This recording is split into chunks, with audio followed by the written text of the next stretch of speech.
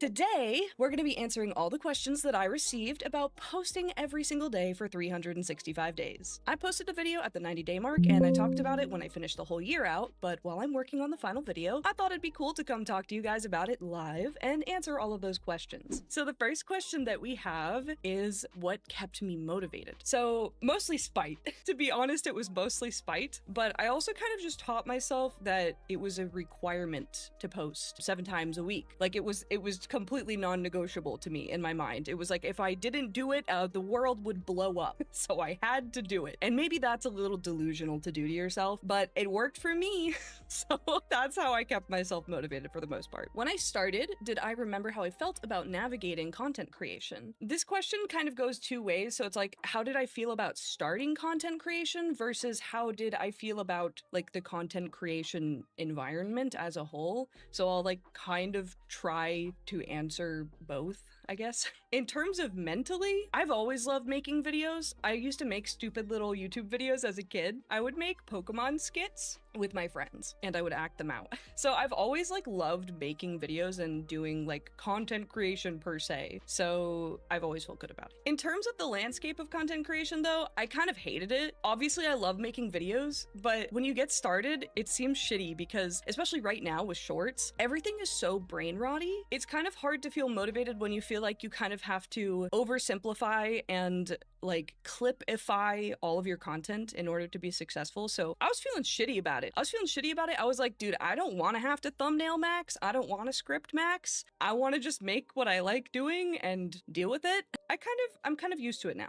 I think I'm a little bit of a script maxer, just a little bit of a thumbnail maxer, but maybe not as much as like I could be. I'm in a comfortable position now. So I've always felt good about content creation in general, never really felt good about the content creation landscape until now that I've kind of pushed myself to do it for a while. This is a long question.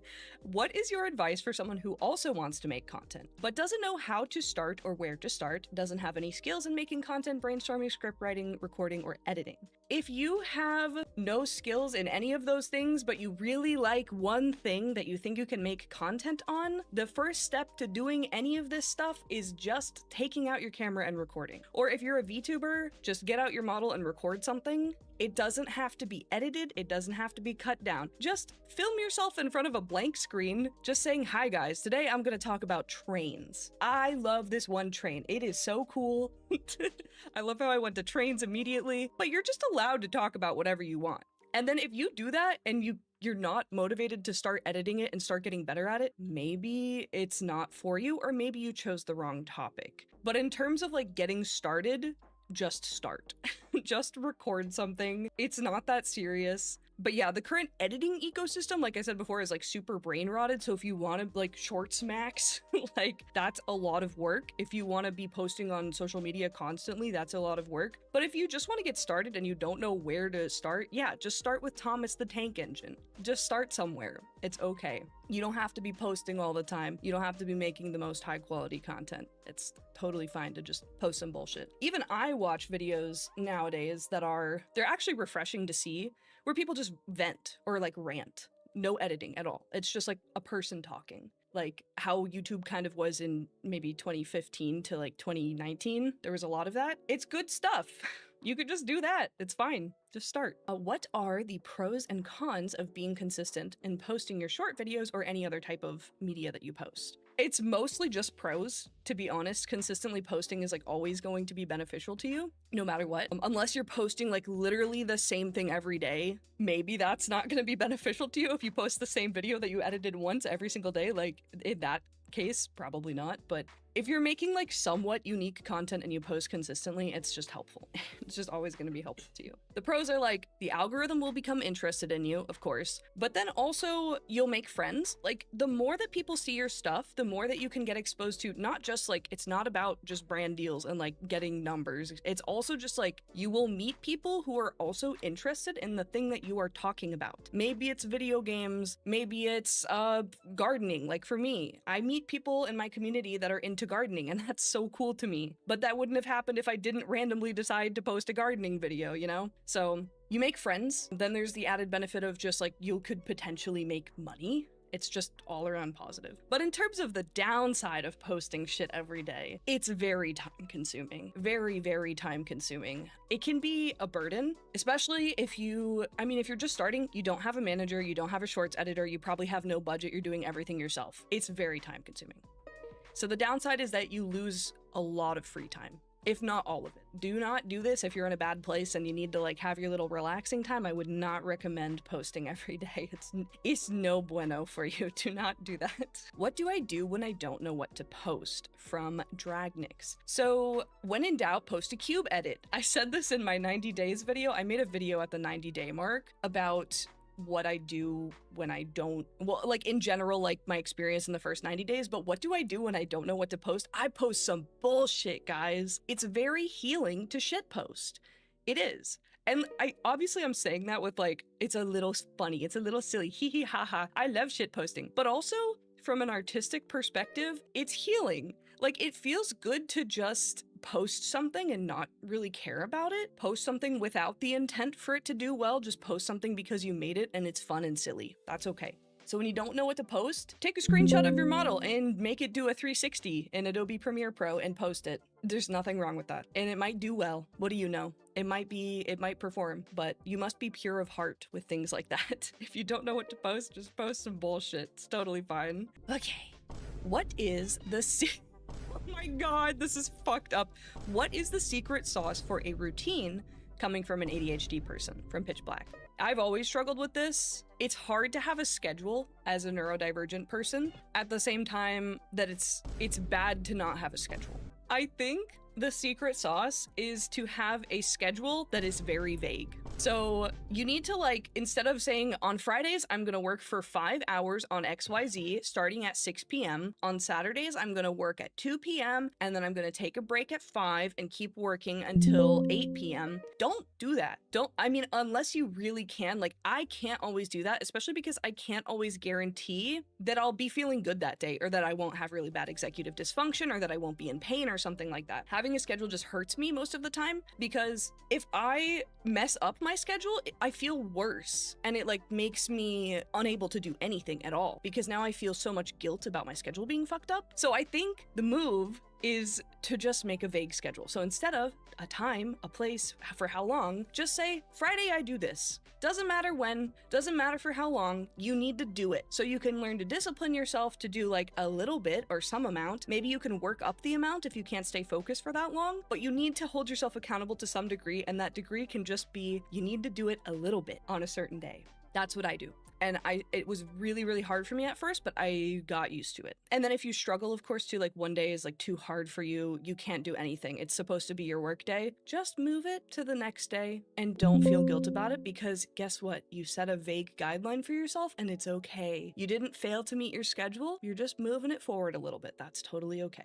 That's why I can't make an official schedule because I don't know what that day might be like. Yeah, it's very, very hard. I struggled with that in college too.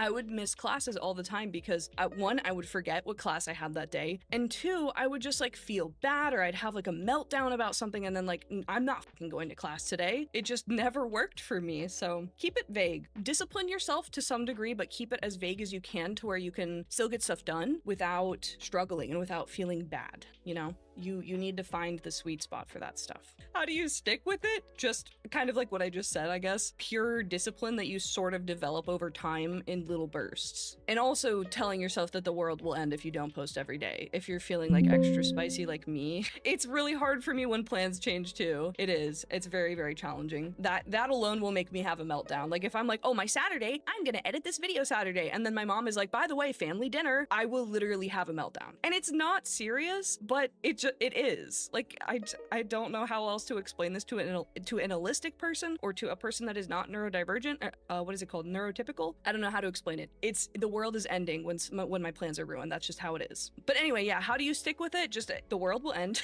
but also discipline yourself and learn to discipline yourself in small bits. Don't just start crazy off the rip. Not worth it. It will not go well. How do you deal with feeling like what you're doing or you yourself isn't enough? The number one key to this is stop comparing yourself to other people. Not that I'm immune to that, by the way. I'm not saying that because I'm immune to it. I am not immune to comparing myself to other people. We all will always compare ourselves to other people.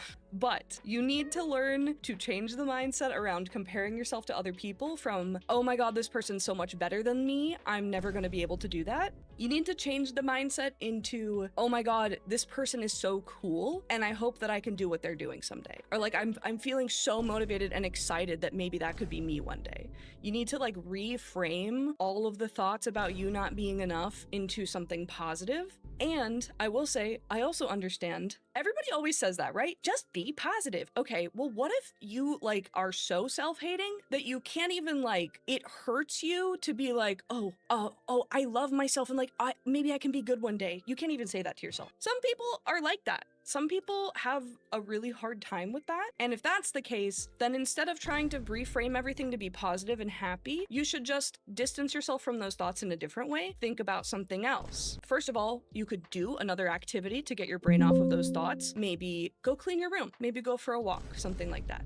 Or you also can just think about other things. Think about a new project, work on a new project. Think about how many great things there are in your life that aren't related to you, like the people in your life that you love, your pets, you know, the fact that you have like a home or friends, or, you know, just like there are things that you can think about that are not about you that are positive. So, but for both of those things, you need to practice it. It's not, for some of us anyhow, it's not a natural thing because we have the Mentos illness. Who in here has Mentos illness? I do. It's hard, but you have to learn. It's a skill. You have to train it. Biggest motivation roadblocks. Probably the number one motivation roadblock for me is probably that knowing the things that you spend so much time making might just die. Everybody says, don't think about the numbers. And it is true. You shouldn't, especially not when you start. But low-key, making a video and you're like, I'm so proud of this video. I can't wait to post it. You post it, it's live. Oh my God, I'm so excited. My first video. And then it gets 1 view. And you're like, yeah, no, that's fine. I'll just go fucking sit in a corner. Yeah, that's fine. It sucks. Like, it totally blows. It doesn't have to be, I want to be popular. I want to have 8 billion views, you know? It doesn't even have to be that. It's just like the fact that you spent so much time on something that you want so desperately to share with other people. There's an aspect of it that's out of your control. Because the algorithm, it knows a lot of things and it can be very good, but when you're first starting, sometimes you just get shit on. It sucks. So the biggest motivation killer is just like knowing that you might just get screwed in terms of how things perform and in terms of the progress that you make. But it's just part of the process. Just know that everyone goes through that. Literally everyone on YouTube has gone through that. It's okay. Don't let it kill your vibe. And if you're like me, like I've been making videos and posting bullshit since 2019. And despite having my motivation killed so many times, I can't stop making videos. I just love making shit. The need to create will always come back. Don't be worried. Best and worst thing about the challenge. In fact, 2019 was 7 years ago. Don't tell me that. Don't tell me that. Best and worst thing about the challenge. Best thing, kind of similar to another question is from before, like what are the pros and cons? Best thing is that, first of all, my goal is to be full-time. I would love to make silly little videos full-time. That would be wonderful. Then I would not have to work the job that I don't enjoy. The job that I currently have pays my bills, and I have insurance, and it's great, and they've taken care of me for a long time, but it is not fulfilling, so I would love to be full-time, and doing this has gotten me closer to that. In fact, kind of speed ran it. You know, instead of taking my time to go through all of this slowly, I've just speed ran it because I posted so fucking much. That's a great benefit. But then also, so many people were exposed to my content that now I have like a very loving community full of very creative, cool people that I love talking to. And I've met so many cool friends because of it. It's not just about getting monetized and having big number, guys. You will like meet friends. Like, it's really cool. It's really worth it. The more people that have their eyes on your content, the more friends you make. I'm friend farming. I'm literally friend farming. But the worst thing is that you have no free time. That's the worst thing. The worst thing is that you will have to decline hanging out with your friends because you need to edit a fucking video that's gonna get 10 views. That fucking sucks. That sucks ass, but that's sort of the reality of it. I guess what I will say with that though, just communicate to your friends and family members that it's like, one, you have a second job or something like that. Just relay to them how important it is to you and let them know that you do love them and you want to hang out with them, but you have a big time obligation now, because good friends will understand that. Bringing in a community is huge, very fulfilling and important part of content creation, for sure. I'm gonna wait till this goes away before I switch to the next question. Oh, most and least impactful feedback. This is another, like, this is kind of a vague question. I don't know if this is like asking me to give my feedback on the process, or if this is asking me to give you guys the feedback that I heard that made the most impact in my content. Does that make sense? I don't know which one of those it is, so I will also kind of try to answer both of those. I don't get a ton of feedback in my comments that is like constructive. I get a lot of like, this is cool, which I love and I really appreciate. And I don't really want to be backseated in my videos, so I'm totally fine with that. But I don't get like a ton of, hey, you should do this or whatever. I get some like, you should check this out and do a video on this, which I do that a lot. But in terms of feedback towards me, I guess I don't really like, I don't have that much to share with you guys. Okay, so the other half of the feedback question is what kind of feedback did I get from other people to apply to my own content? The most impactful feedback that I like applied as I was doing this is to focus on your packaging. This is really important for YouTube, incredibly important, even for shorts, because YouTube puts shorts on blast, literally on the homepage in giant images. So it's still important for shorts. I ignored that for a long time because I was like, my videos can do well without doing this stupid thumbnail clickbait bullshit. I'm better than that. Guys, you're not better than that. No one's better than that. The algorithm wants what it wants. If you are having inhibitions about not thumbnail maxing and title maxing because you don't want to be a cringe title maxer, just do it. Let me be the person to tell you to just do it. It's okay. No one is like thinking you're morally corrupt because you're thumbnail maxing. I had some weird mental thing about that for the longest time. Like, I can't do that. I can't thumbnail max because then people will think I'm cringe. No, people don't think I'm cringe. They watch my videos and they're like, this is cool. Nobody's judging me for my, you won't believe what the, nobody's judging me for that. They click on the video because it seems cool and then they're like, I like this video, nice. You know, just do it. It's okay. It's okay. But yeah, most impactful feedback, literally just write good titles and make good thumbnails. It is important, actually. But the least impactful feedback that I got is that you have to pick a niche. Is having a niche good? Yes. Does it potentially get you better brand deals? Does it potentially get you a better, more refined audience? Yes. Do you have to do that when you start? No. Having a niche when you start is kind of like, it's kind of like when you graduate high school and everyone's like, okay, what major are you gonna be in college? What's your major? And it's like, some people who have been wanting to be a doctor since they were 6 years old will be like, duh, I'm going to medical school. Those are the people that have a niche when they start YouTube, right? But so many of us are fucking stupid 18-year-olds and we're like, I don't know what I want to go to school for. I'm only 18. I'm just a baby. But that's like having a niche to start. You don't need one. You can start YouTube with an undeclared major per se. Maybe you take a XYZ class, you know, maybe you take a bio class, aka you do a biology video. You guys get the analogy, you know? You take a biology class, you take a chemistry class, you take a language class, okay? And you realize, wait, actually the Japanese language is really cool. Maybe I'll take another language class. You take another language class and suddenly you're a linguistics major. That's how it happens. But you don't have to start like that. Some people just don't know, and that's okay. So I fucking hate the whole, you have to pick a niche.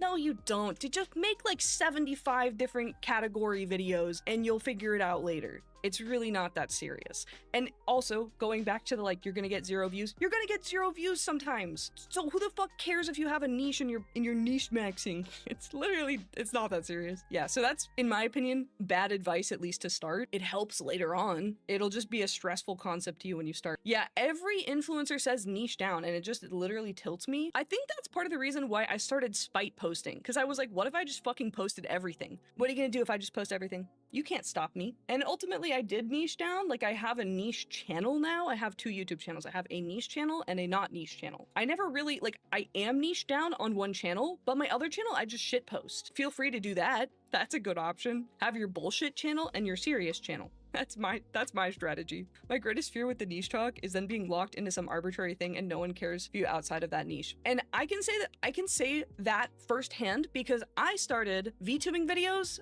I had some tutorial videos way back in the day on my main channel, but I started like focusing on YouTube with Genshin videos. I don't even fucking play that game anymore. And I got like a lot of views on some of those videos. Some of those videos have like 30, 40K views. That was like really good for me. And I don't even fucking play that game anymore.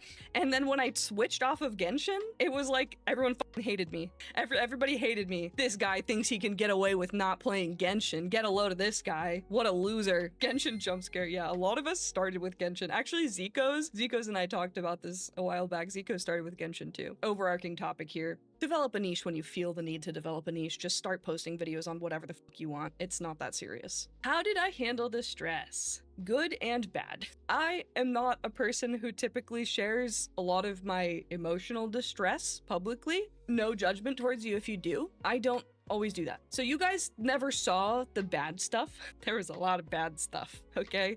I had a lot of breakdowns throughout this whole process. I was very stressed. It was very stressful. Especially, so after I would say the 6-month mark, that's when I really started like locking in on tutorial content. Making tutorials is like 5 times harder than any of the other content that I make. Because I have to download the software, figure out how to use the software, troubleshoot the software, figure out how to teach you guys how to use it and explain it in a way that's easily digestible. Then I have to edit it and I have to record all this B-roll of me using the software. It's like so time consuming. It took up so much time. I would literally like, there were some weeks where I would freak out.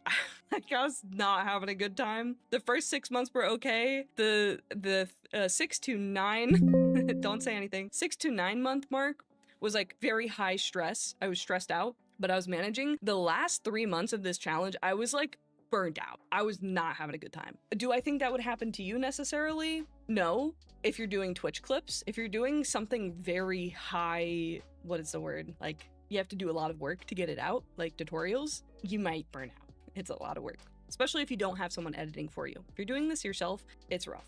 But at the same time, this is kind of insane person shit. Forcing myself to be broken down like that because I just had to do it. It was like a rule. I have to do 7 videos no matter what. If I'm freaking out, I have to do the videos no matter what. I know I can sniff out when I'm gonna burn out instantly. I know exactly when I'm stressed. It is so easy for me to pick out now because I'm so aware of what breaks me and when it breaks me because I did this for a full year. So how did I manage the stress? I burnt myself the fuck out, and now I can manage my stress really well because I know what is terrible and what isn't. Is that good? Maybe. Maybe it's bad. I don't know. But I also wanted to talk about something real fast in regards to stress that I think people don't talk about enough. And if you have a problem with this, I don't know if you should be in my stream because maybe you're a child, but I want to talk about periods for a second here, guys. People who menstruate have like 2 normal days in the month where your hormones are not fucked, okay? And it really,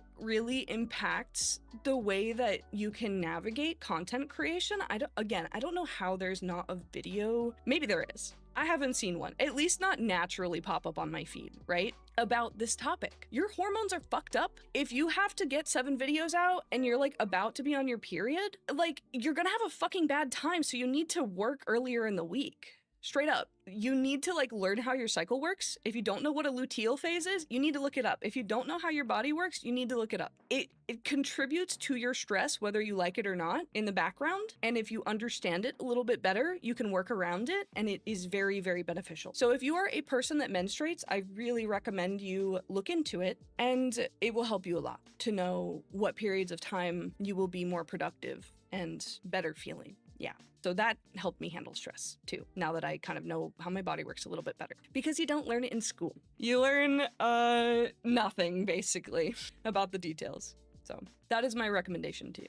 How do you know what to post, especially when you're not already farming clips like crazy, have the money to get art made constantly for posts, and are still working on your own larger projects or helping projects for other people? I think in essence what this question is asking is, how do you manage all of the time that it takes to do this stuff if you don't have a budget? I personally don't have a budget. I don't pay people to do anything except for I recently had some money. So the only things that I've paid for are my stinger by Irokun, which was a recent purchase, and my chat coding, and then I have some artwork that I use. All of my overlay stuff, all of my design stuff, my model art, my model rigging, my editing, it's all me. I have a budget of close to $0 in terms of putting content out. I don't have any money. So in terms of what to do if you don't have money, you do what I did, which is you literally do everything yourself, and you suffer, and you have to give up a lot of your time. Yeah. If you don't know how to edit, there's two things that you can do. You can, one, just like watch a bunch of YouTube videos, and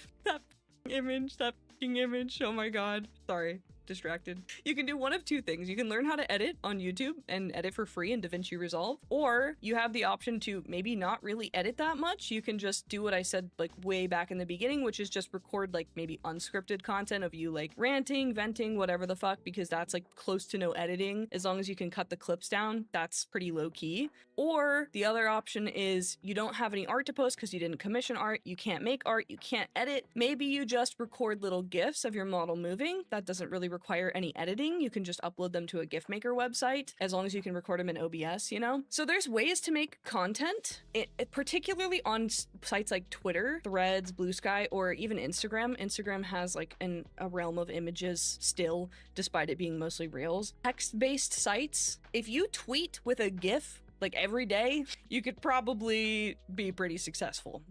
Twitter loves posting a GIF and some text. There are ways around it, but ultimately if you want to do what I did and you have a budget of $0, you just have to eat the time. The time is just gonna get eaten. You have no time. Goodbye. Bye-bye free time. Bye-bye. No more. And so then the other question, which I already answered, is how much do I spend per short? $0. I've never paid for an editor. I would like to in the future, but currently I'm not making enough money to be able to justify putting it back in. Here's the thing, guys, and I hate this. This is like some capitalism. You make, let's say you get monetized on YouTube. You make $200. If you talk to some investor guy that has millions of dollars and you say, I made my first $200, he'll say, invest it back in the business, buy $200 worth of editing, and now you don't have to edit, which means you can record more content, right? Oh my god, so big brain, that's so smart. Why didn't I think of that? Oh wait, I didn't think of that because I literally need that $200 to buy groceries. Making money does not mean that you are out of the pit when you live in a capitalistic society. So spend $0 for as long as you can, because I know most of us are in the situation where any money that we make is just going to life expenses. It's not going back into business, because you literally can't do that. It is irresponsible to do that in a situation like that, unless you're totally okay potentially ruining your life by spending that much money on whatever, you know. Go for it if you want to live that way, but I don't want to take a risk. So yeah, I spend $0. I don't have any money, guys. So what was my routine like for making content creation? From Pandora Loon. So at first I would stream. I was streaming kind of regularly. This was my stream schedule throughout my entire history as a VTuber is terrible. I basically stream in bursts and then stop streaming because of life stuff. And so I've never truly been consistent. So last year I was somewhat consistent for a decent period of time until my PC broke, my new PC. I had to RMA my main drive. It failed. Very fun. Very, very fun. So up until that point, like when I was somewhat consistent, I was just editing clips. So I would stream, and then on Sundays, I would just clip my streams. Pretty straightforward schedule in terms of getting stuff done. When I locked into tutorial shorts though, I would script on Fridays, So I would spend, a couple of hours writing scripts and researching. Usually it's not just writing script, it's like I'd have to mess with the softwares to make sure that the script properly represented the software. So that would take, a couple of hours, if not more. On Saturday, I would record those scripts, which wouldn't take that long. It'd probably end up being like 15 minutes or something, but then I would also put it into Premiere Pro and get a transcript ready so that I could do my captions easier and try to pre-cut it down by removing all of the like pauses and boring stuff or like outtakes, And then on Sunday, I would edit all day. In total, once I locked into shorts about tutorial stuff, probably like 20 hours a week, if not more. And you guys have to consider too, like I'm my own model parent. I'm my own overlay maker, so I have like an allocated amount of time to making bullshit on the side in addition to editing. So it's probably more than 20 hours a week, but 20 hours a week probably in total for like scripting, editing, recording, that stuff. Prior to that point though, 7 hours a week maybe for just editing clips. Do I literally film and edit every short each day, or do I batch create? And if the latter, how many shorts do you do in a session and how often are sessions? I batch script. So like I said, on Fridays, I usually will batch script everything out. And then the recording that I do on Saturday will end up being like a whole 8 to 15 minute clip that I will then cut down. But I do edit every video for the week in one session, typically on Sundays. Sometimes if I'm having a really bad day, I will split it into, Sunday, Monday, or if it's really, really bad, I'm really stressed or something, Sunday, Monday, Tuesday, and I'll schedule it throughout the week. But I then will schedule, if I finish on Sunday, I will schedule all 7 of those videos to be posted throughout the week so I don't have to manually do it. So I kind of have the rest of the week off, if that makes sense. I have my weekdays off, in air quotes. Did I just post daily, or did I also make time to interact with creators or anyone who engage with your content? I was super on top of my comments, or sorry if I haven't replied to your comment before. I try to be as on top of my comments as I possibly could be because I just want to talk to people. And most of the people that are especially in my tutorial videos, are people that just like are super interested in VTuber tech and VTubing stuff, getting started VTubing, or maybe you are a seasoned VTuber that's just super into tech stuff. So I love responding to people.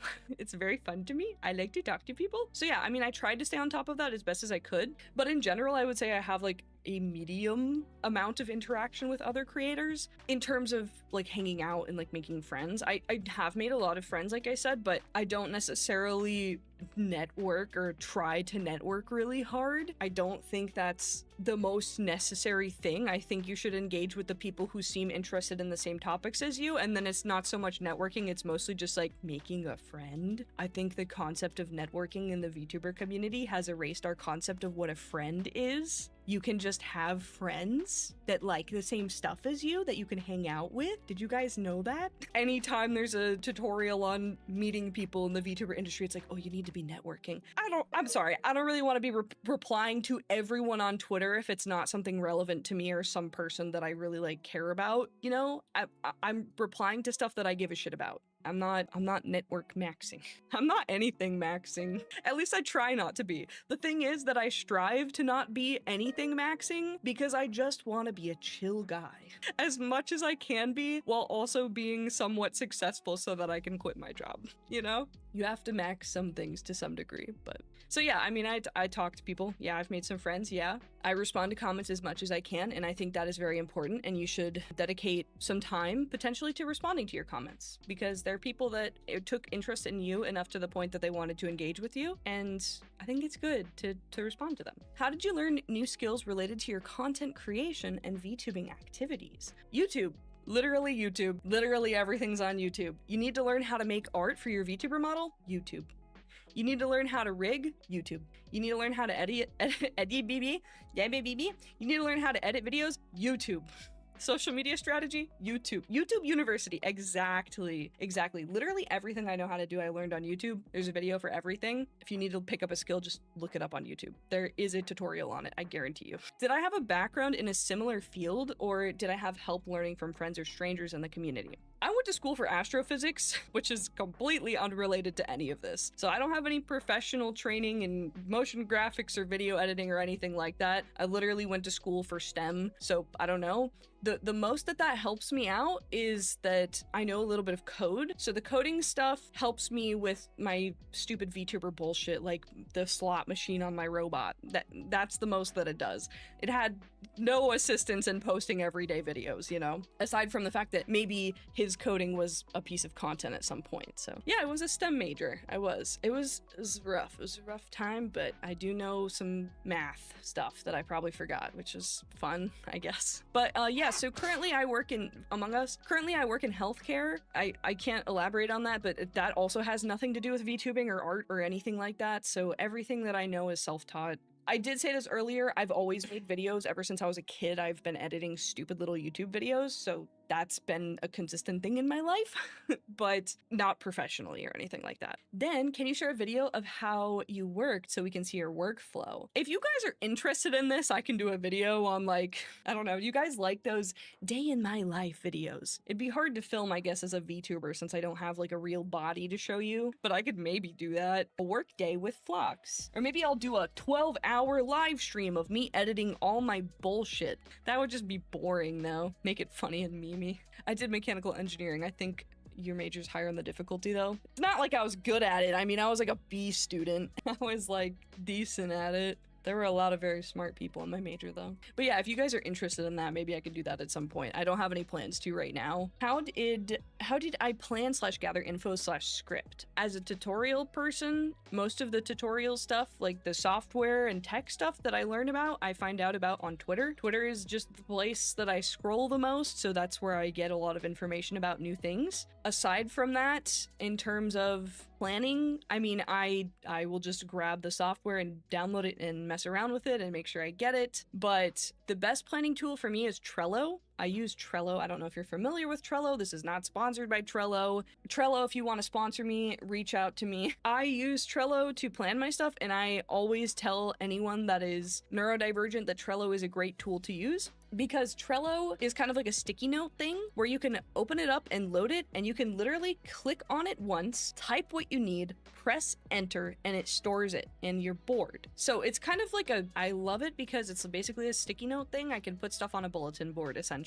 And so when I have an idea, I just dump it in there because I will forget. We're all guilty of thinking of a cool video idea and forgetting it. Get a Trello and just dump the idea there, and then 2 weeks later when you're like, wait, what was that cool video idea I had? It's just sitting there waiting for you. That's why I use Trello. So in terms of planning, I just go on my Trello and I just scan through all of the bullshit I've added there. On Fridays, I kind of just go through it and pick what I'm, out of all of the things that I dumped into my Trello, what things I'm going to script for. See, that's the thing with Notion. So I've heard people mention Notion before. If Notion works for you, that's totally fine. When I saw Notion, it looked too overwhelming to me. Like, it looked like there was too much customization options. And that's not to say that Trello doesn't also have customization options, but Trello can just be a dumping ground. It's just like a sticky note site for me. Notion, I feel like if I started using Notion, I would get too obsessed with like how it looks and would spend more time thinking about how my Notion looks and how my Notion is set up than actually like using my Notion for actually productive things. So that's why I use Trello, because it's just a sticky note thing basically.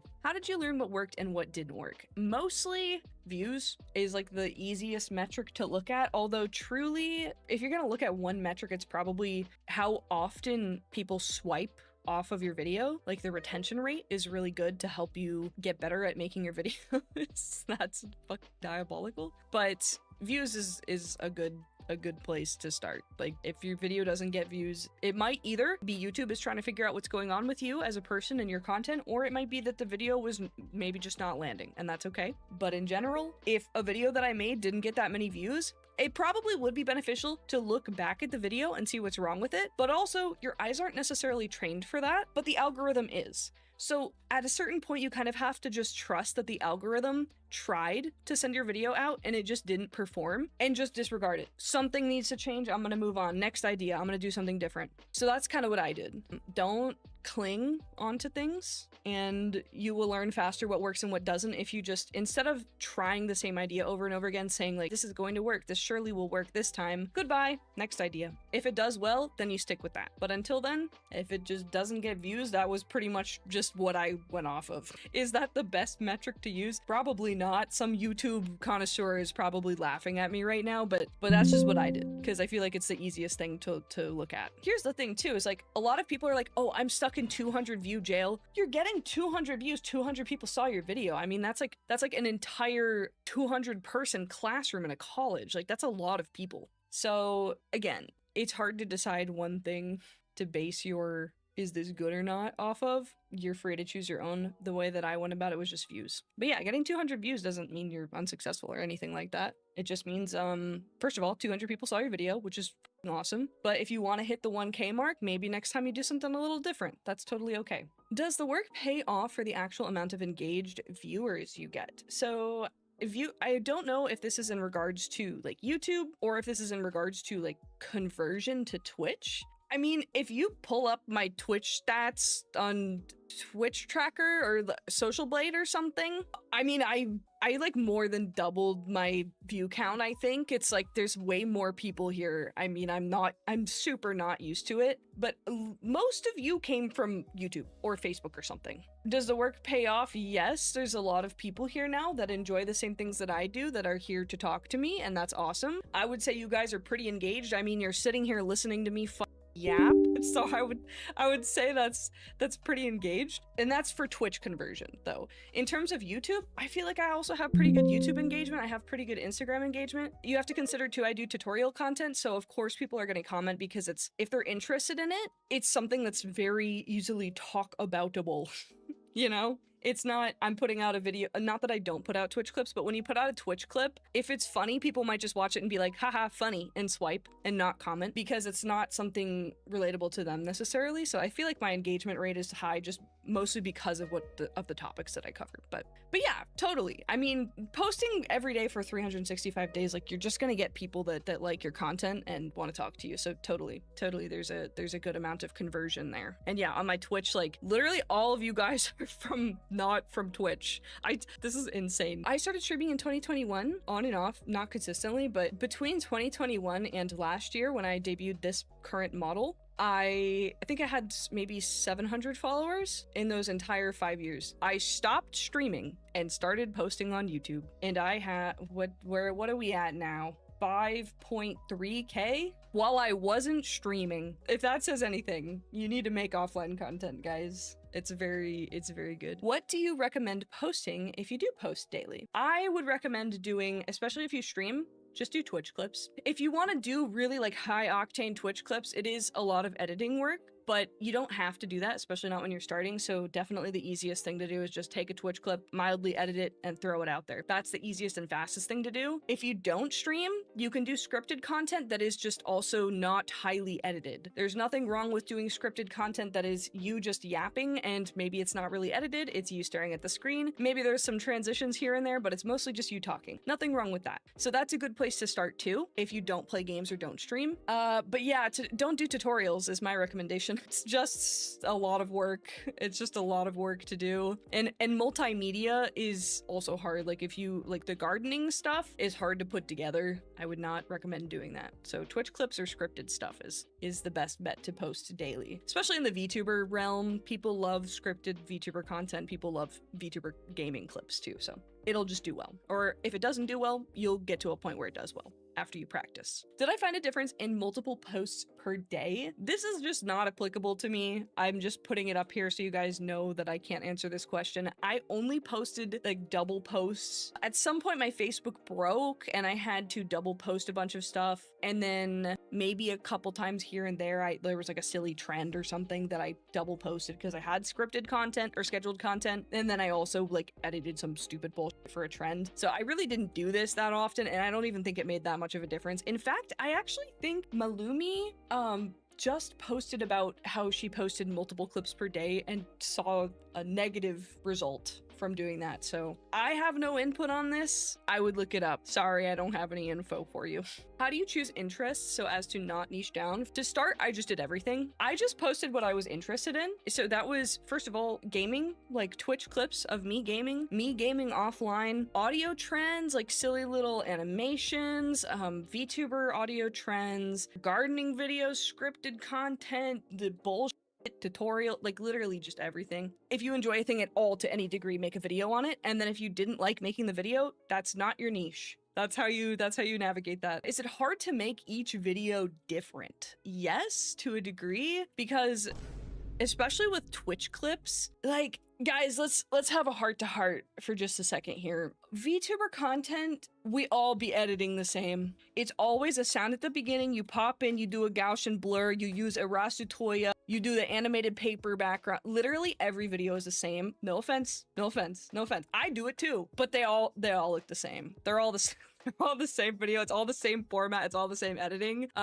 Again, nothing wrong with that because it works. I do it too. But making every video different when that is the format that you know works is kind of hard. I advise just adding in some silly little goofy edits. Like for me, I sometimes use a Rasutoya, but sometimes I just use like stupid stock images or like random bullshit that I find online instead, because I'm like, oh, I'm gonna mix it up. I'm gonna do something different. Follow the format that you know works to a degree, but make every video different by just adding your own little twist on it. Maybe you use different silly images. Maybe like sometimes I change my models' colors just for fun in a single video. That's fun. Or do like Zikos and I just did that collab where we just traded voices for our regularly scheduled content. Like it's just fun. You just gotta do something a little different every now and then, but making sure every video is vastly different is kind of hard when you know that there's a certain format that just works in terms of getting views and support. Any cheese tactics you used. Kind of what I said before with the VTuber editing technique. So a little sound at the beginning grabs people's attention. You pop in at the beginning, or you do a Gaussian blur fade, or you do a zoom out or something with the sound effect and then animated captions. Those three together, literally, if you just implement those, forget writing a good story, forget the clip actually being funny or not. If you do those enough to just get people to watch the first 2 seconds of your video instead of swiping past it, you will just actually see an increase in views. It's stupid, it's brain rotted, but it is the cheese tactic and it works for a reason. It's psychology and it feels cringe to do it when you're editing, but it works. So yeah, that's my cheese strat. Do you think subtitles at the beginning are necessary with the sound too? I think all combined, it's good. I've never done an experiment to see like if my views go down because I didn't have captions in the beginning, but I did have the sound, you know? I would say the more bullshit on screen that is brain rotty, the better. But to a degree, key jingling strat, but not too many keys. You know, if you put 16 sets of keys on the screen and they're all shaking, it'd be like, I don't want to watch this fucking key video. There's too many fucking keys. I hate this. And scroll. But if you have like jingling keys and then something else, like a fun song playing in the background that everybody loves. You play Cocomelon song in the background and you jingle the keys. Ooh, that's delectable. Ooh, my little brain is interested in that, you know? So to a degree, add as much bullshit as possible, but add as much bullshit that is, that serves a purpose. Captions serve a purpose. It's text on screen, it helps the person process things better. The sound effect pulls the attention in, and then the visual indicator of like you swiping in just visually pulls the person in as well. So those three things combined are like, ooh, stimmy, my brain is active now, you know? If you add more, could be beneficial, maybe not. If you add less, also could be beneficial, maybe not. Just depends. But tried and true, stupid sound effect, you move, you change scenes, and you put captions. What did I learn this question is vague because I learned a lot of things, so I'll try to answer it to the best of my ability. I learned everything. All in all, I learned how to edit better. I learned a little bit of psychology in terms of how people get drawn into videos and how people focus in videos. So I'm better at that. I'm better at scripting. Probably the best thing that I learned though is like how to project my voice, which is kind of stupid and cringe to say. But when I first started, if you go back and watch my videos, when I first started recording videos, especially scripted content, it's hard to talk about because I think that just using your natural voice and just talking is totally fine. And I would say that largely my voice right now, it's mostly my normal speaking voice. Like the way that I sound right now is mostly my normal speaking voice. I add a little bit of emphasis on stream and even more emphasis when I'm recording videos. To the point where when I'm recording a video, it sounds like I'm making fun of myself. Like, what if I sounded like this? This is what Phlox would sound like if they were reading a video script. It sounds very fake when I'm reading it, but when I watch my videos back, it sounds really natural. And I think that's just because maybe it's a VTuber thing. You lose a little bit of the exaggeration of your voice when you record and when you're behind a VTuber model. So that's the number one thing that I learned, is just how to project my voice better and how to just sound more enthusiastic and confident. Not to say that I wasn't ever confident at speaking, but I just didn't want to sound like a YouTube guy, you know? I don't do the YouTube voice. I don't do the, hey, what's up, you guys? What's up, YouTube? Welcome in. Today we're going to be talking about all the questions related to me posting 365 days. But I do it a little bit. And that's a skill that I've acquired because I didn't know really how to do that. Or rather, I couldn't bring myself to do it because I thought it was cringe. It's okay to be cringe, guys. High octane content creation voice. Yeah, and we got the keys too. The classic YouTube intro. Today we're gonna be doing a video on XYZ, but we came across some trouble along the way, and you won't guess what happened at the end. Let's get into it. Literally the formula. Hey, the formula. The secret formula. Okay, next question. Do you feel like your content has improved? Yes, my content did not suck at the beginning, but it's easy to think that what you made is good because you made it and you're happy with what you made. And it's not to say that it's bad, but when you do it 365 times in a whole year, the content that you thought was really good does not seem as good as it once seemed to you. And my videos definitely have improved, for sure, 100%. Just because of the sheer amount. If you do this that many times, you just have to get better. It's just how it is. Okay, next up we have the planning section. So we're gonna talk a little bit about the planning process. So many people ask me about how did I come up with ideas? I use ChatGPT. Just kidding. Did I get you guys? Did I scare you? Did I ChatGPT jump scare you? No, I don't use ChatGPT because I have a brain. So, but here's the thing. Sometimes it's hard to come up with ideas. Sometimes it is. Do not be tempted by ChatGPT. You can come up with plenty of ideas on your own. It is hard to do, and it's also hard to train the ability to do that. But what I will say is that one of the things that I got good at doing is just talking about myself. And the best way to find things in your life that are exciting, let me rephrase this. I get a lot of comments from people saying like, I'm not interesting enough to do videos. I don't think anything in my life is interesting enough to talk about. Okay, but what if I told you, this is like insane hypothetical. What if I told you there's a little guy, he's just a little guy, okay? He's trapped in a box. He can never leave the box. He's been in the box for thousands of years. There's nothing to do in the box. He can't look at anything. He can't play with anything. He can't do anything. He's just in the box. He's trapped there forever. If you went inside the little guy box, you would be the most interesting thing ever to the little guy in the box. Anything that you tell the little guy in the box would be interesting. And you should pretend that the little guy in the box is your potential audience on YouTube or on anywhere. Literally everything that you do can be interesting as long as you present it as interesting. The spaghetti you made last night is cool. The drive that you had in your car the other day is cool. There is a way for you to talk about those things and make them interesting. Yes, the little guy in the box method. Once you do that, once you like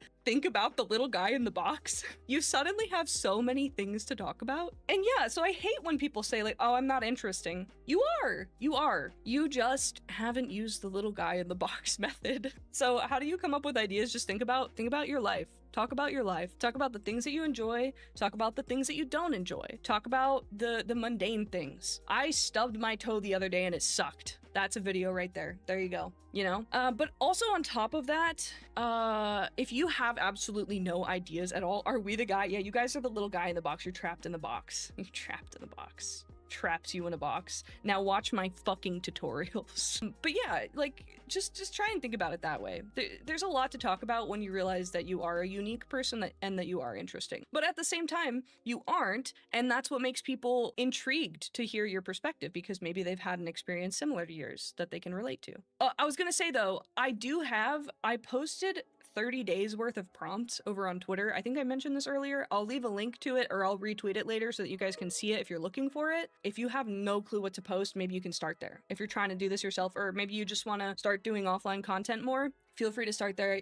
I don't need you to credit me or anything. It's just there for you as a support item. Okay? Yeah. We're starving in this box. Please feed us. No, no food. Nothing is allowed in the box but my YouTube videos. Did you ever get stuck with coming up with content ideas? And what do you do if you don't know what to post? I think I kind of answered this earlier too. A few times, yeah, I did get stuck. And basically what I said before was I dump ideas into Trello. And usually I would have 7 by the time that I wanted to script write and record videos. But sometimes I didn't, and that's okay. What I would do in that situation is, one, you can kind of mindfully scroll, not doom scroll, mindfully scroll. Open up Instagram and scroll other VTuber content. Maybe someone's playing a game. You're like, oh my god, I need to play that game. I can make a video about that game. You can get inspired from just scrolling mindfully. Scroll through the VTuber tag, scroll through the game you like tag, scroll through the content that you like tag, and get some ideas. Otherwise, you shit post. You post a PNG of you spinning. You take your VTuber model, you put it in a CapCut edit that's like ridiculous. The cube edit. You post that. That's your content for the day. Who cares? It's not that serious. So that's what I would do. You do kind of have to get used to making filler content. If you post that much, sometimes you're just gonna post a video that's not really that interesting, and that's okay. That's totally fine. Did I have a plan for my content? No, I didn't have 365 ideas at the beginning of this. I made them up as I went along weekly. Next up is the lifestyle section. So this is about how I like kind of managed stuff in my life with this. How did I handle posting alongside sudden family obligations? One thing that I did is I made Sunday off limits. I basically told everyone close to me in my life that Sunday I worked. Some people will not take it seriously when you say like, oh, I'm trying to do YouTube. And thankfully I have a very supportive family, but, and they all know that I'm doing YouTube. But if you don't have a supportive family or supportive friends or, you know, whatever, just say you have a job. You got a second job and Sunday you work. You work all day Sunday. You can't do anything with them. It's off limits. That's a good way to do it. But also sometimes there's family stuff that you can't avoid. You just got to go hang out with your family and it's good. Hang out with your family, spend time with your family. How is balancing life outside of YouTube going? It's going. I mean, the hardest thing for me is probably managing friendships, because if you don't have a lot of free time because you're using all of your free time for content creation, you don't have a lot of time to hang out with your friends, and that's stressful. It's hard to balance. I maybe have like one friend hang out a week, something like that. And then it's also like I have to give up my content creation time to hang out with my friends. So there's like the pressure in the background of my mind when I'm hanging out that I'm you know, I'm not being productive. I'm not production maxing right now. I'm hanging out with my friend. But you gotta do it to some degree. You have to hang out with your friends. You have to enjoy yourself and you have to take breaks. So the balance is tough, but you can do it. Do you have a full-time job while you were posting every day before getting monetized? I think the implication here too is that I am no longer working a full-time job because I am monetized. I am still working a full-time job. Just because I'm monetized does not mean I have the ability to quit my job. Right now I'm making, if I added up all of my income from Twitch, YouTube, TikTok, Facebook, partnership, extra stuff, I'm probably making under 2 grand a month, which is great. That's a lot. That's like some people's full-time. I understand that. That's some people's amount that they could go full-time with. I am supporting my partner. My partner is disabled. He does not work. So for me, that's not currently enough to support both of us,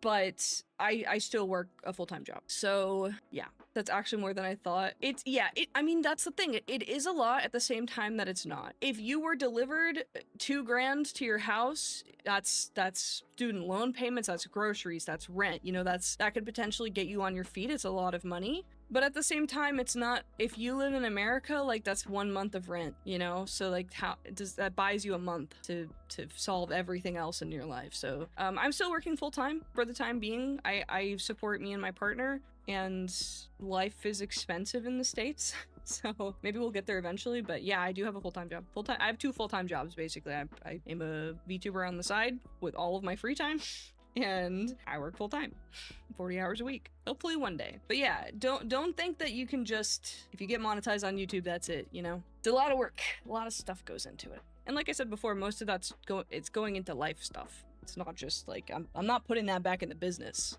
I don't have the ability to grow my VTubing business per se right now. That's going into my cost of living and paying off my loans, paying off my debt, taking care of stuff. Yeah. Anyway, Is this possible for people with 9 to 5? Yes, it totally is. But what I will say again, so I live with my partner. I also live with my mom. We live together in the same house. My mom and I were living together for a while because it's impossible to afford anything in the States. And at a certain point, I was like, hey, I really would like to own a house. We're gonna get fucked if we don't buy a house now. And we're paying a ridiculous amount for rent anyway. So me living with my mom is not me saving money, by the way. I have a mortgage that I'm splitting with my mom. My mom and I are on the mortgage. We both pay the mortgage payment together. So there is that. I'm paying a lot of money, but my partner lives with me, and my partner takes care of a lot of things that I struggle taking care of while I'm trying to lock in doing this VTuber stuff. So my partner helps me clean. My partner helps me run errands. He helps me cook. Yes, it's possible for someone that has a 9 to 5, but I will say that I have a wonderful benefit of living with 2 people in my house that love me and support me and care about me, that help me take care of some of those small things that maybe will get out of hand if you are living alone. Take that into consideration if you're trying to gauge like, oh, Phlox did this thing where they posted every day for 365 days. I want to try doing that. But also, first of all, I work from home, so I don't have a commute. And I have 2 people that help me live. So if you don't have that, let's say you have an hour commute to work and back, and you don't have somebody living with you, you have to add extra time on for cooking and cleaning and running errands and doing all that stuff yourself. You probably can't do the same output that I had. So please take that into consideration if you're trying to do like a little bit of a comparison here and gauge if this is possible for you. It is, but just be mindful of it's not just the video editing. It's everything else taking up time and you having to manage that. So for Facebook, did you actually post the content yourself or did you just cross-post from IG? I use Meta Business Suite. Meta is literally just Instagram and Facebook. It's the same thing together, and they have a single website that you can post to both through. That's what I do. I post everything manually. I don't use a poster.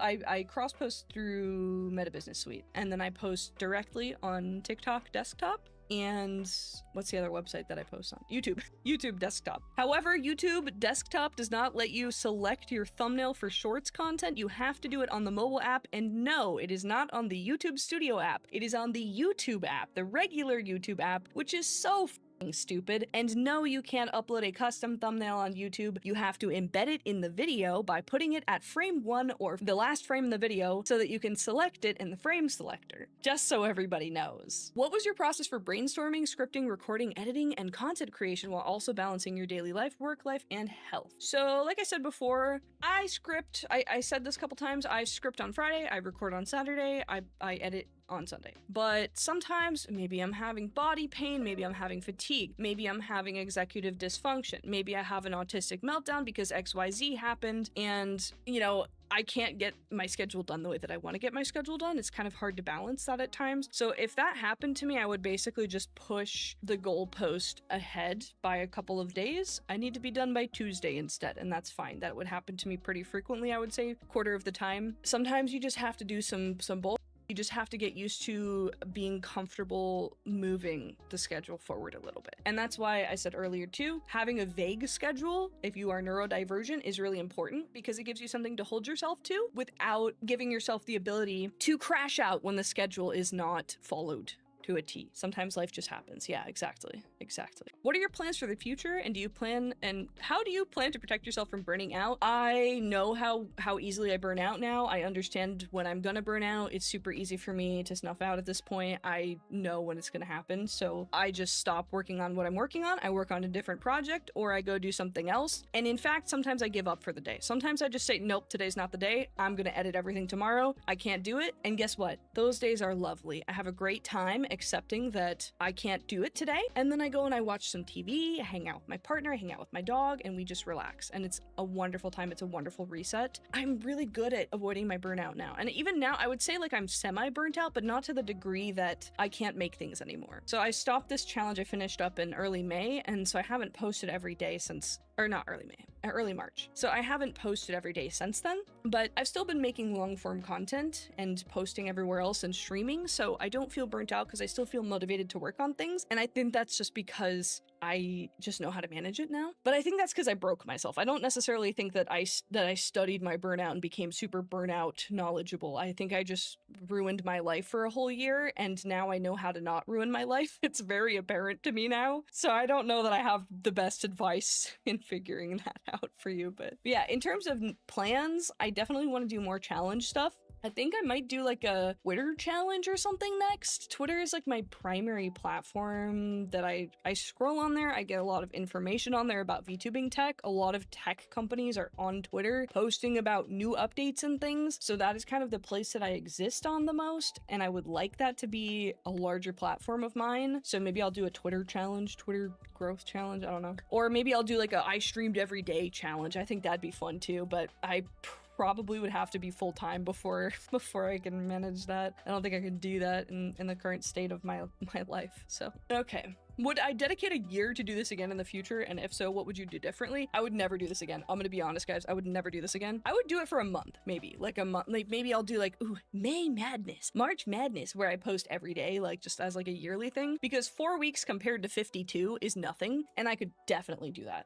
But if I did it differently though, I would probably stream once a week and do only Twitch clips and not do tutorial videos. Although I love doing tutorial videos, so I don't know. I would recommend just streaming once a week and clipping your stream and posting that every week instead of making original content. The next questions are about setup stuff. So what specs do you need to not have a scuffed stream? I lost the username on this one, unfortunately. I mean, up until now, so right now my current build is a Ryzen 7 9800X3D and a 4070 Ti Super. So I got a pretty beefy PC right now. It's doing a lot of work for me. It's awesome. But up until last year when I built this PC, I was running a 2070 Super with a Ryzen 7 3700X, which does not run as well, but it was possible. All of my content up until last year was done, streamed, made, edited, whatever, on that PC. I feel like any PC that a person has bought in the past like 3 years or so probably outperforms that 2070 Super build of mine. So you would probably be okay, but there's no guarantee because it depends on if you're gaming, what are you running the game at? Are you running it on Ultra? Maybe you shouldn't do that. Maybe your PC can't handle it. So you have to know kind of how to manage, first of all, your game settings, your OBS settings. Maybe you need to stream at 720p because your PC can't handle 1080p. Or you also have the VTuber itself, right? Like a live 2D PNG tuber like my VTuber. Not necessarily the heaviest thing to run, but it can be. It depends. Some customizable models are relatively heavy. My model is pretty heavy, I would say. 3D models are probably heavier. 3D model might also eat, like if you're in VR chat or something like that, it's going to eat VRAM. Then that's something you have to take into account with your graphics card. So it's very dependent on a lot of things. It's not just your build, it's also what you intend to make and how you intend to stream or what kind of content you intend to make. The easiest, least terrible thing for a PC is a PNG tuber. Stream at 720p and put your game on low graphics. If your PC can't do that, it's probably going to be tough for you. Or maybe you don't do gaming streams at first. Maybe you just do chatting, something like that. You kind of have to just test out your settings and figure out what works for your PC. So I don't have a bare minimum specs for you, unfortunately. You should just test things. Most PCs, if you have a gaming PC that it comes from 2023 or beyond, like you're probably fine. You're probably going to be fine. Might have to change some settings, but you're probably fine. Easiest way to caption reels? I use Adobe Premiere Pro. Boo! Boo! I hate Adobe. Don't get me wrong, I hate Adobe. Do I give Adobe money? I will not answer that. Not going into details. But what I will say is that Adobe Premiere Pro has an automatic captioning thing. It is called caption generation. Is it generative AI? No, it's not. It is typical standard AI that has been around for a long time. It is just speech to text. So, and it works great. It does not require an internet connection. So if your Premiere Pro is offline for some strange reason, it will not be a problem for you. It does not upload your voice anywhere. It does not use you for generative purposes. It is just speech to text. So that is what I use. It's done in 5 seconds. I go through, I make sure that it's accurate, and that's it. Okay, next questions are, here's the questions from the live stream. What made you start streaming in the first place? I love video games and I love VTubing as a form of expression. expressions. So I just like streaming because I like talking to people who have similar interests, and I like sharing things that I enjoy. And also the best part about streaming, in my opinion, is that you can be social without having the obligation of being social, because if someone's being weird and creepy and annoying in your chat, you just ban them. And you can't do that in real life. When you're at a mixer meeting people, when you're at a work event meeting people, you can't do that. You can't just block people and tell them to fuck off. But in your stream, you can. So it's a very comfy way of expressing yourself. Any tips about promoting the streams online? What I said earlier, just make offline content. That, like, please just take it from me. 5 years streaming, 700 followers. Stopped streaming, did YouTube every day for 6 months, more than quadrupled my following while not streaming. So promoting online content, promote offline content. That's how you do it. How many long form videos did you do during the year as well? I try to do one a month, which is not a lot. And I think I did that maybe in the past like 5 or 6 months. I may have done one per month, which is good for me, especially because it's tutorials. Tutorials are pretty hard to put together. Yeah, and I would say that I definitely got a big boost on YouTube from that video about the 90-day mark. That video did really well, kind of as expected, because unfortunately the reality of putting out videos about doing well on YouTube is that everybody who wants to do YouTube wants to watch videos on how to do well on YouTube, because everybody who's starting on YouTube wants to do well on YouTube. So that video did well, so I definitely got a boost from that video. But in general, I think my long form is not like the most performance stuff, because a lot of it is just evergreen. Like if somebody needs to learn how to do something, they can go find it. But that one video definitely impacted things. But yeah, maybe once a month. How do you find topics to make videos on every day? I struggle some days because I feel like I'm repeating topics too much and that no one will relate to it. The little guy in a box method. If there was a little guy in a box that hasn't seen the light in years, months, whatever, you would be the most fucking interesting thing ever. So if you're assuming that no one will relate to it, you're just wrong. That sounds mean, sorry. I don't mean to be like, you're wrong actually, but it's true. Something that you do will be relatable to someone out there, and it might take a while for you to establish that someone, or for the algorithm to establish that someone, but there is always a person who can relate to you. So no matter how boring or how weird or how specific or unique you think your idea is, somebody's going to really enjoy it and somebody's going to relate to it. So definitely just go for it.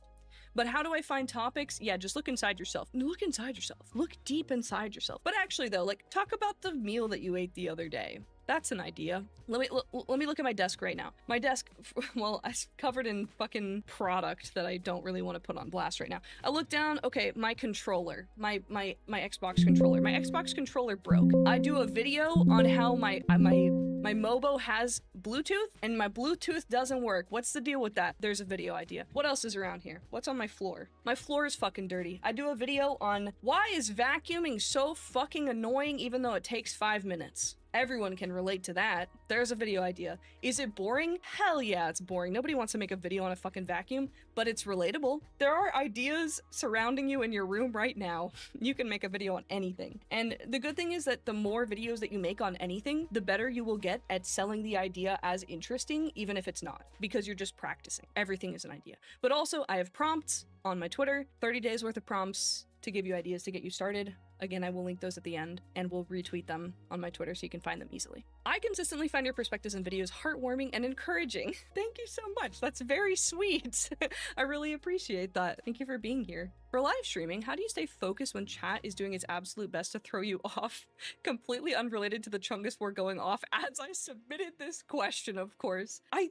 Okay, that's an acquired skill. Am I good at it? I'm like maybe a 6 out of 10 on staying on task, I would say. It could be worse, but in general, I think this also has something to do with the fact I've been streaming for a long time, like on and off, not consistently, like I said before, but I've always had fucked up, stupid, weird redeems going off in the background. Something's always broken and chat is always laughing because everything's fucked up and weird. It's never bothered me. I'm just used to it. This is the norm. So if you guys are Chungus warring and I'm talking about, it's okay, guys, like we're all learning and growing as people.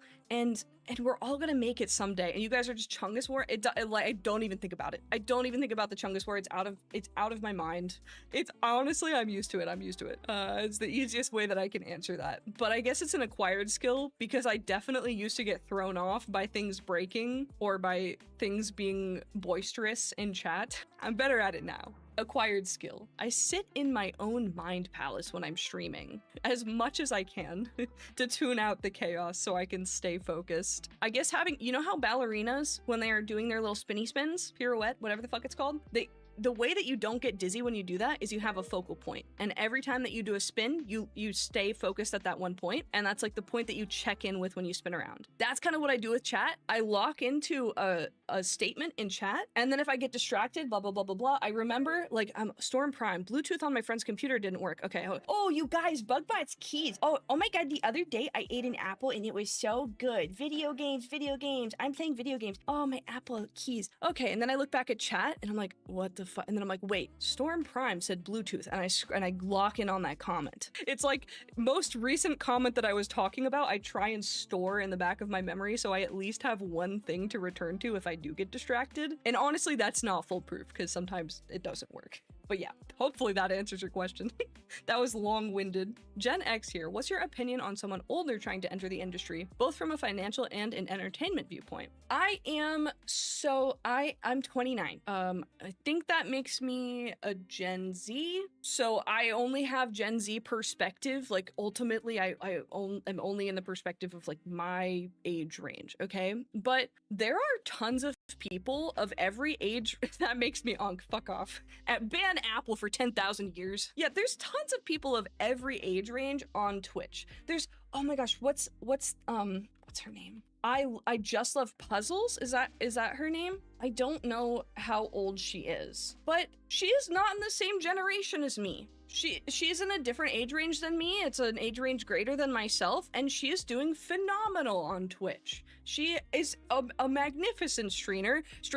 Her like tagline is Granny Puzzle doer or something, like that's what she calls herself. Any age range can be successful. How to get involved in it? The same way that anyone does. Just talk about what you like, do what you like, and your people will find you. I don't think you should think about it from the perspective of no one's gonna relate to me because I'm older, or I'm gonna have like a crowd of younger people than me that maybe I don't want to interact with. Your people will come to you no matter what, no matter the age range. I love watching streamers that are 20 years older than me, and I like watching streamers that are, I'm not gonna say 20 years younger than me. I don't want to watch children, no offense to children that stream. I don't think you should be streaming, but I'll watch people younger than me too, you know? Everybody has something that we can relate to, and even though we're all going through different phases of our life, something about you is gonna relate to someone. And again, as long as you have a PC, if you want to get into VTubing, as long as you have a PC, as long as you have OBS, as long as you have a model, you can VTube. It's fine. Doesn't matter the age, doesn't matter your gender, doesn't matter where you're from, you can make it happen, and your people will find you. Luca is 49. Yeah, Luca is 49. Wow, Grandma is 80 plus. There's everyone, every age range, and that's the beautiful thing about Twitch, because if you have a computer, you can stream. Don't be afraid. Don't be afraid. From a financial viewpoint, again, you can do things for free. The only thing that you really need is a PC and a mic. A model you can get for free. If you got the other stuff, so a PC, bare minimum, you're probably, well, right now, RAM is ridiculous. Bare minimum, probably over $1,000. RAM right now is ridiculous, so I can't say for sure what the cost of a full build is right now, but you'll be out a couple grand if you don't have a PC and you don't have a mic. After that point, you're in. What would you have done differently when you started this challenge? Not done tutorials. I do Twitch clips. It's easier. Do just mass output Twitch clips, and also give in to the thumbnail bullshit. Let the thumbnail maxing happen. Let the title maxing happen. Stop being afraid to be cringe with your stupid clickbait bullshit. Everybody has to do it. It's part of content creation. It's very hard to avoid clickbait shit. So just do it. That's my other advice. That's what I would have done differently. From the get-go, title and thumbnail maxing. I'm cringe and that's based. Everybody say it with me. I'm cringe and that's based. How do you go about trying to improve in every video? So the easiest way to do this, like if you're really set on getting better at editing, or for example, if you don't know how to edit at all, I think the best way to go about this is if you are watching other content, when you see like a funny, silly little edit, pause the video, write it down. Oh my God, I really liked when they did that spin effect. They had their character like spin like they were a 2D piece of paper or something like that, spinning. Write it down, 2D spin edit.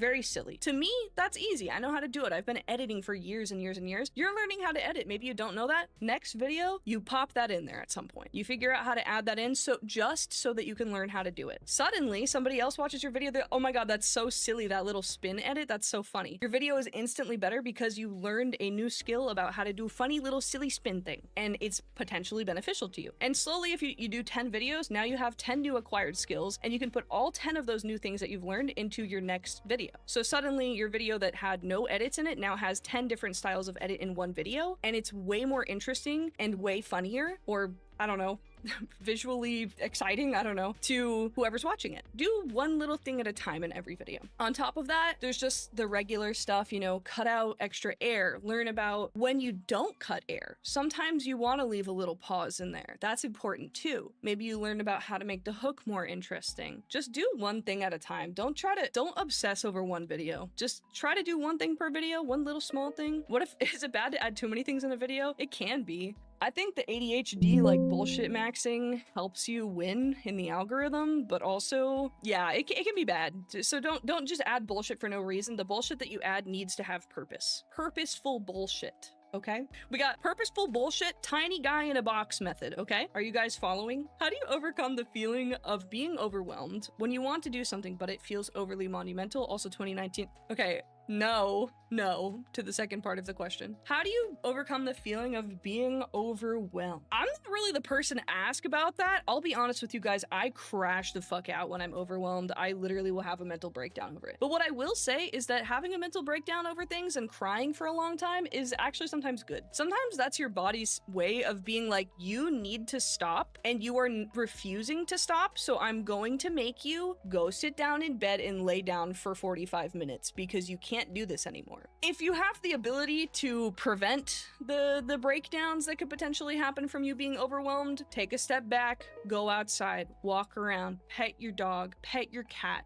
talk to a friend, go hang out with your friend, do something that is not your content. And then when you come back, instead of being like, okay, I have to do one of the 17 million fucking things that I have to do. Well, what am I gonna do? What am I gonna do? I need to do one of them to get started. Chill out. Make a list, write down everything that you can think of that you need to do. This is especially good for neurodivergent people too, if you tend to forget things that you need to do. Instead of obsessing over which thing you need to get done, make a list and just arbitrarily decide when to do first. Doesn't matter which one, you just need to do one. It can be very overwhelming to see all of the things that you have to do. Write them all down and pick one. And that's it. Do you feel any responsibility once you start to have a following? And related, do you think a creator should feel any responsibility towards their audience?